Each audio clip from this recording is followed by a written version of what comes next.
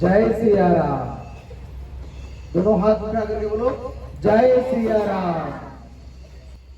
बहुत बढ़िया। सभी क्लास टीचर्स ने बच्चों के साथ में मिलकर के बहुत अच्छी मेहनत करी।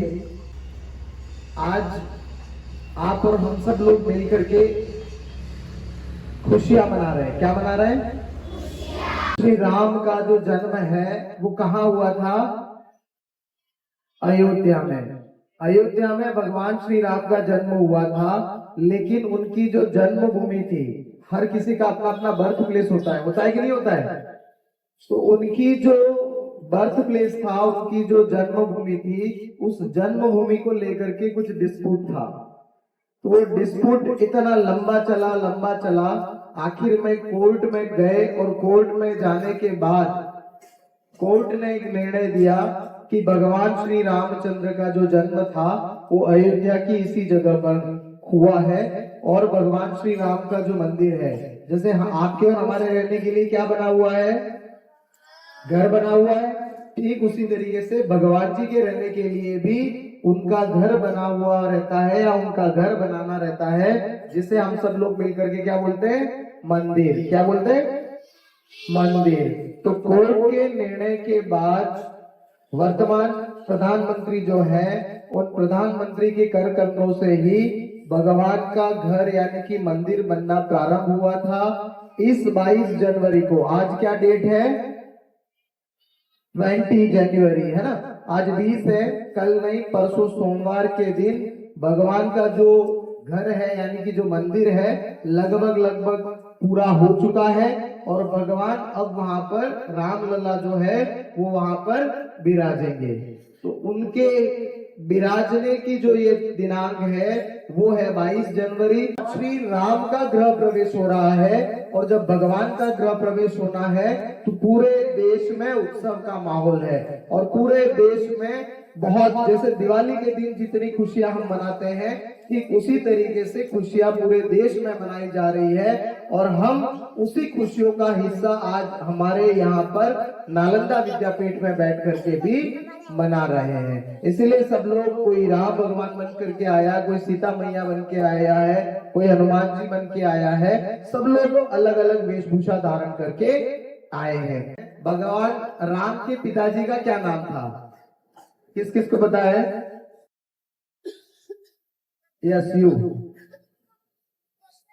वेरी गुड, बहुत अच्छा, तालियां बजाएं सब इसके लिए। भगवान, बैठ जाइए। भगवान राम के पिताजी का क्या नाम था?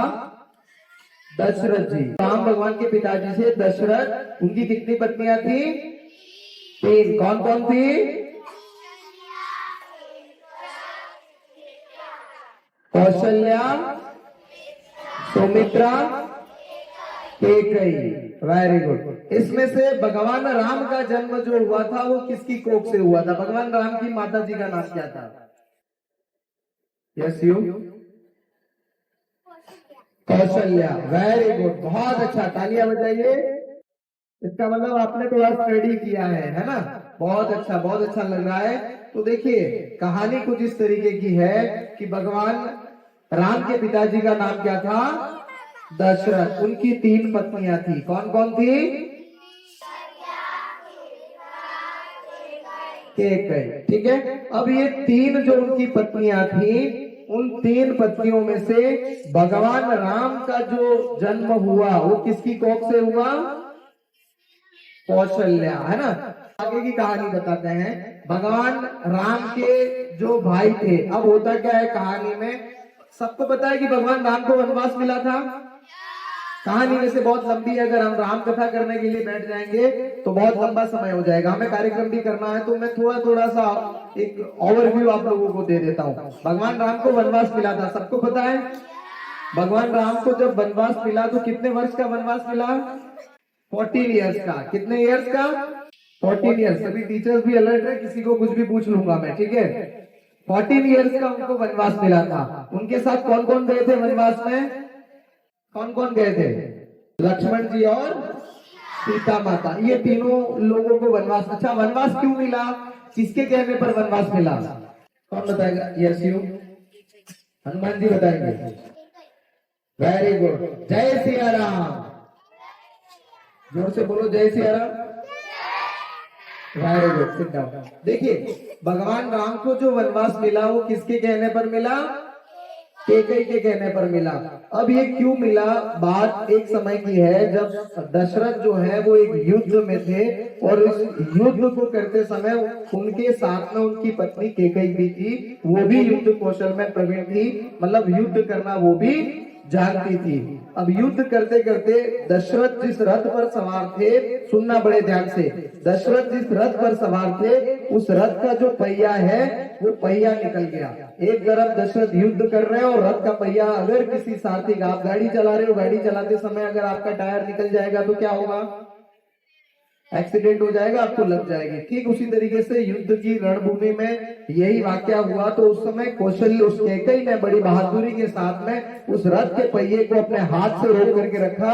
रथ का जो पहिया था, एक चाकी होती है, चाकी है ना, बोल्ट होता है लंबा वाला, उस पहिए के अंदर जैसे बोल्ट लगा हुआ था वो बोल्ट गिर गया। उसने अपनी उंगली डाल करके और फिर उस पहिए को थाम करके रखा और दशरथ उस समय युद्ध करते रहे। जब दशरथ ने युद्ध जीत लिया, युद्ध की समाप्ति के बाद में उन्होंने कैकेयी से कहा कि आपने हमारी जान बचाई है, आप हमसे कुछ भी मांग सकते हैं, आप जो भी मांगोगे वो हम आपको दे देंगे। तो उस समय कैकेयी ने कहा, वक्त आने पर मैं आपसे मांग लूंगी। अब होता क्या है, कालांतर में धीरे धीरे भगवान राम बड़े होते हैं, उनकी शिक्षा का जो कार्यक्रम था वो पूर्ण होता है। शिक्षा के कार्यक्रम के बाद जब भगवान 16 वर्ष की उम्र तक हो जाते हैं तो दशरथ को ये लगता है कि अब मेरी उम्र हो चुकी है, अब ये जो राजपाट है वो हमें किसको दे देना चाहिए? राजा का सबसे बड़ा जो बेटा होता है, पहले की परंपरा ये थी कि राजा के सबसे बड़े बेटे को ही राजा बनाया जाता था। तो उस समय उनका जो बड़ा बेटा था वो कौन था? भगवान राम थे। तो भगवान राम का राज तिलक होने वाला था। जब भगवान राम का राज तिलक होने वाला था उस समय कैकेयी का एक बेटा था जिसका नाम था भरत। क्या नाम था? भरत। उस समय वो अयोध्या के बाहर गए हुए थे। तो कैकेयी ने रात को, जब उनका दूसरे दिन सुबह राज तिलक होने वाला है, पूरी अयोध्या नगरी सजी हुई है, लोग खुशियां मना रहे हैं कि हमें हमारा नया राजा मिलने वाला है, उसी की पहली रात को कैकेयी दशरथ के पास जाती है और जाकर के कहती है कि जिस तरीके से मेरा एक वचन आपसे लेना बाकी था उस वचन को आज पूर्ण करने का समय आ गया है राजन। तो दशरथ ने कहा, मांगो, क्या मांगना है? उसने ये कहा कि मैं ये चाहती हूँ कि आप जो भगवान राम को आप जो राजपाट देने वाले हैं वो राजपाट न दे करके ये राजपाट या राज तिलक कल का जो होगा वो मेरे बेटे भरत का होगा और भगवान राम को क्या कर दिया जाए? 14 वर्ष के लिए वनवास भेज दिया जाए। क्योंकि कैकेयी ये जानती थी कि अगर राम यहाँ पर रहेगा तो भरत जो है वो राम से इतना स्नेह मोहब्बत प्यार रखते हैं कि वो किसी भी सूरत में राजा बनने के लिए तैयार नहीं होंगे। इसलिए उनको अयोध्या से दूर भेजना जरूरी है। और क्योंकि अयोध्या की जो प्रजा थी वो भगवान राम से बड़ा स्नेह रखती थी, प्यार करती थी, तो अयोध्या की जो जनता है वो भी ये मानती थी कि हमारा राजा कौन बनना चाहिए? राम बनना चाहिए। क्योंकि दशरथ ने उनको वचन दिया था युद्ध भूमि में, संकट काल में। देखो, इससे सीखने को ये मिलता है, यहाँ एक बहुत अच्छा लेसन मिलता है कि अगर हमारी मुसीबत के समय में कोई दोस्त हमारे काम आता है तो उसके उस काम को हमें याद रखना चाहिए। क्या रखना चाहिए? और चाहे किसी भी कीमत पर अगर दोबारा हमें उस दोस्त की मदद करने का मौका मिले तो हमें वो मौका छोड़ना नहीं चाहिए। दशरथ ने याद रखा कि युद्ध भूमि में जब मेरी जान संकट में थी तो मेरी जान किसने बचाई? मेरी जान बचाई कैकेयी ने। तो कैकेयी के उस वचन को निभाने के लिए अपना कलेजे का टुकड़ा, अपना प्रिय बेटा, पिता को बड़ा बेटा बड़ा ही प्यारा होता है, उस स्नेही पुत्र को भी वनवास भेजने के लिए तैयार हो गए और उन्होंने ये वचन दे दिया कि तुम्हारे वचन की मैं रक्षा करूंगा। भगवान राम को बुलाया और उनको कहा कि अब मैं तुम्हारा राज तिलक नहीं कर पाऊंगा, तुम्हें वनवास भेजा जा रहा है। भगवान राम को उन्होंने ये भी कहा कि तुम एक काम करो, तुम आज की तारीख में सेनापति हो। सेनापति यानी कि सेनाओं का, जब तक राजा जिंदा है तब तक राजा का सबसे बड़ा बेटा क्या कहलाता है? सेना का सेनापति कहलाता है। क्या कहलाता है? सेनापति। तो दशरथ ने यह भी कहा कि तुम अभी सेनापति हो, सारी सेनाओं का कंट्रोल तुम्हारे हाथ में है, सेना को आज्ञा दो, मुझे बंदी बना लो और मुझे बंदी बना करके कल तुम्हारा राज्याभिषेक कर लो। लेकिन भगवान श्री राम ने हाथ जोड़ करके अपने पिताजी को कहा कि रघुकुल रीत सदा चली आई, प्राण जाए पर वचन न जाए। हमारा जो कुल है उस कुल की ये परंपरा है कि इस परंपरा में एक बार जो वचन आपने कह दिया उस वचन का अक्षरतः पालन किया जाएगा।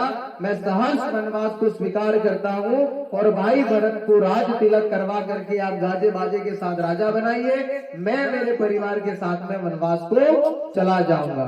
तो पिताजी की आज्ञा को शिरोधार्य करके वो कहाँ चले गए? वनवास चले गए।